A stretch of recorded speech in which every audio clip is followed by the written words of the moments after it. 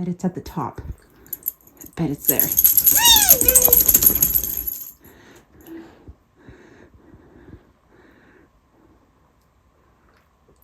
Ready? Oh, I am so ready.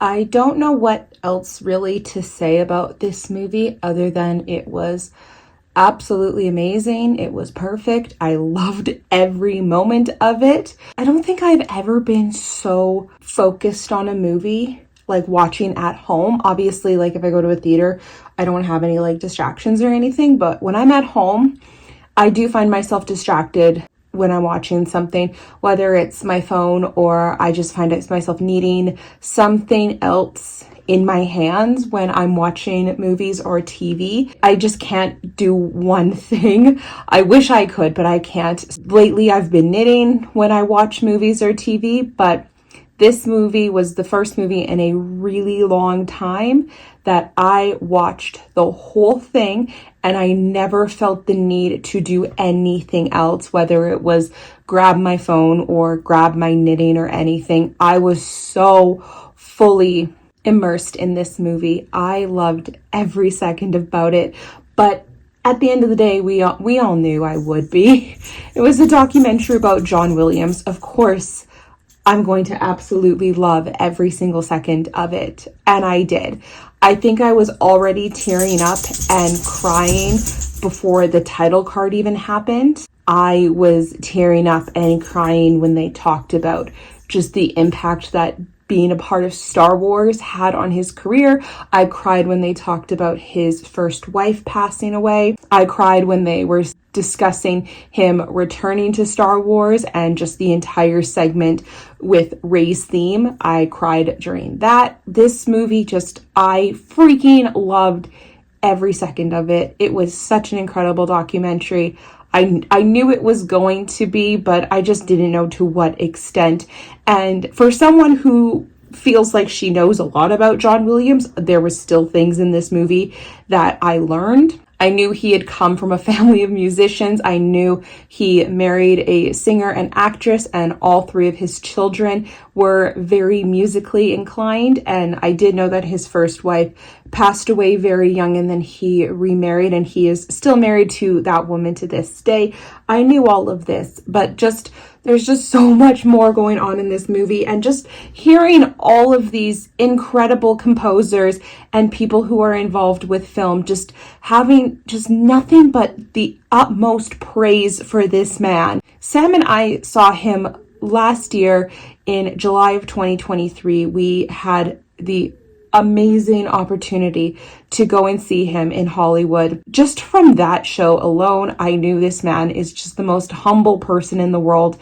He was so adorable during the show, but just hearing so many people just speak so highly of him, like Steven Spielberg, George Lucas, Ron Howard, all these other composers and musicians that he's worked with, just having nothing but amazing things to say about him and his work. One thing I learned through this documentary that I thought was very interesting was he actually had a different original score for what is now the binary sunset from Star Wars A New Hope. And George Lucas actually said, it's good, but I kind of was thinking something more along the lines of this. And within the evening, John Williams had come up with something completely different. Well, it wasn't like completely different, but he had come up with something different, and it was exactly what George wanted. And he said, if not better. George Lucas even said, not a lot of composers are willing to do that. They're not willing to listen to you.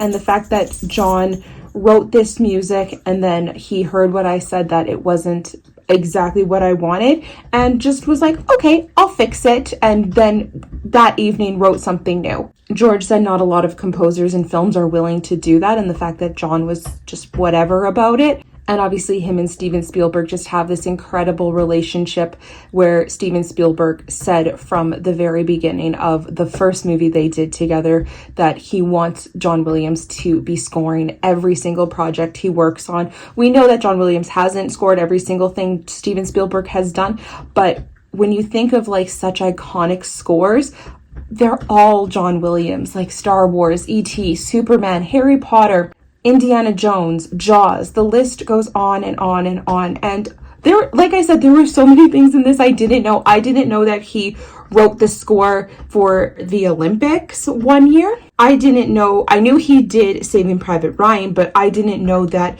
Hymn to the Fallen is now used so much to honor soldiers and fallen soldiers. I didn't know that. Like, I didn't know that so much had come out of his music. I really don't know what else to say except I loved this movie. It made me love John Williams more than I already did, which was already a lot, and now it's just beyond. But like I said, I was just fully entranced in this movie throughout the entire thing. There was not a single moment there. Actually, no, that's a lie. I'll get to it. But there was one single moment of this entire movie where I found myself reaching for my phone, but not out of, like, it's not like I reach for my phone because I'm bored or anything. It's just like a thing that, you know, sometimes you just need to have something in your hands when you're just sitting there for so long. Just the type of person, I have a really hard time doing one thing. And this was the first time in a long time, especially at home, that I was fully content just sitting there and watching this movie. And I never felt once that I needed something else to be doing while I watched this. It's been a long time since a movie has made me like genuinely smile just out of pure happiness. Like, so many of the things that were being said about him just made me so happy to hear these things and just hear what an amazing man he was. And it was just, I say was, but he's still alive. What amazing man he is. I will definitely rewatch this documentary. I thought it was so well done. I thought everybody who spoke about him did an incredible job. And just, again, hearing all these things about him just made me so happy. I loved it. The one moment of this movie I did reach for my phone was more to clarify something. So the one moment of this movie that I did reach for my phone, not out of anything else, like not out of boredom or anything like that, out of, I needed my phone to clarify something.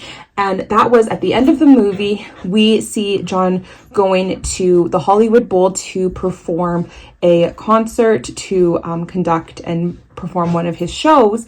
And at one point, it showed the entrance to the Hollywood Bowl, and it looked very much like the entrance that I have in this photo here. It kind of came and went really quickly, so I didn't have a chance to read through the whole thing, but I was like, wow, that looked very familiar. But I mean, I've been there. It's probably just the same letters and everything that they use for everybody. But I just thought it was kind of interesting.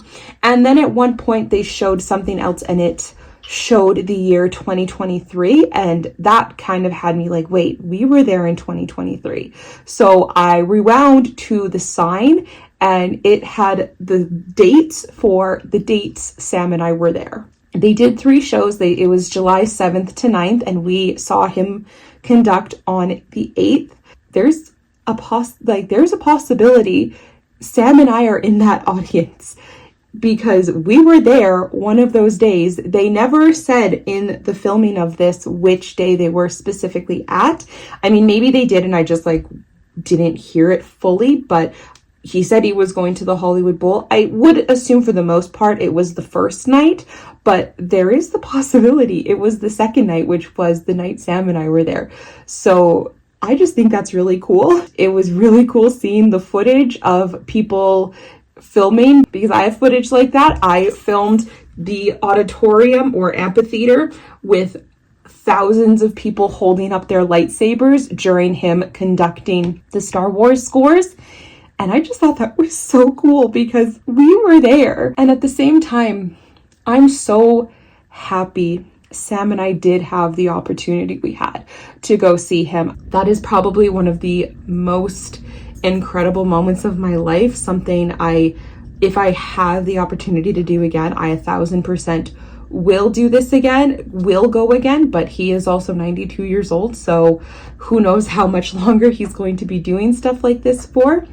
But either way, if I have the chance to go again, I am so going again because it was such an incredible experience. I just love his music. I love him so much. I think he's such an incredible composer. I have many people in my life who make fun of me for listening to scores and having probably more scores on my music than regular songs, but I don't care because his music has brought me so much joy. That movie was a 55 million out of 10 for me. It was absolutely amazing, and I can't wait to watch it again. Take in more of it because I'm sure there was things I didn't fully pick up on because I was just so emotional while I was watching it, but it was so good. Can't wait to watch it again. But anyway, that's going to be it for now. Thank you for watching this video. If you liked it, I would love it if you'd like and subscribe. I post new videos every Friday, and I would love to have you here. Thanks for watching. I'll talk to you later. Bye, everybody.